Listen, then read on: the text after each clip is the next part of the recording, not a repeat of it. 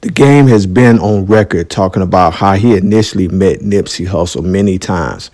But this time when he sat down and talked to Mike Tyson, at the end of them talking about how he initially met Nipsey Hussle, Mike Tyson said something that's very different from the other times. Check it out. Nipsey was a dear friend to me, a brother, comrade, and one of the realest niggas I ever met in life. First time I met Nipsey, he was like slanging incense. Yeah, he was on, Crenshaw and Slauson. Nah, everything about Nipsey was Crenshaw and Slauson, man. And the second time I met him was on Crenshaw and Slauson again, but this time he ain't had no incense. He had about 20 Crips with him, and he had his CD. This is back when, CDs was popular. And I stopped at a light on Crenshaw and Slauson. You ever been down there in Crenshaw and Slauson? Yes.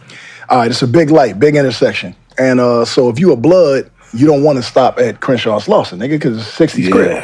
So I was in my white Range Rover and I'm driving, and the light is turning yellow, and it's a fucking, it's like a little Spanish dude in like a white Honda or something in front of me. And I'm like, motherfucker, please go through this light. Please go through this motherfucking light. I don't want to stop at this motherfucking light with these Crips. I already see the niggas over here, right?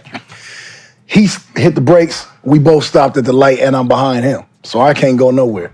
So I see these Crips crossing the street. Yeah, I said, oh shit, it's about to be some shit. So I took my Glock out and I cocked that motherfucker, because one thing about me, I'm not even asking no questions. Like I gotta make it home. So once they got closer, I seen it was Nipsey, and he was like, Chuck, what's up? It's Nip. And I took a deep breath and I'm like, shit, cool. So he had a CD this time, and he was like, look, this my CD. I'm rapping, cuz. And I was like, you got your number on? He was like, yeah, it's on the back. He was like, nigga, don't throw my shit out the window when you drive off either, cuz. Listen to it. And so I put it in, and I heard what was about to be the new LA.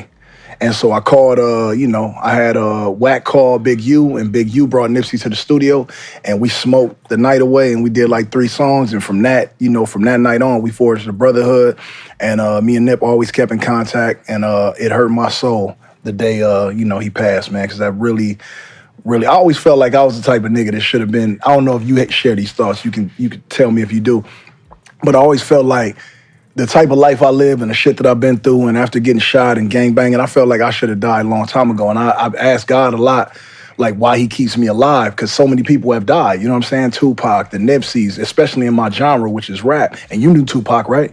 Mm-hmm. And it's like, why am I still here? I said, oh yeah, man, you just gotta be happy with God's mercy. Mm-hmm.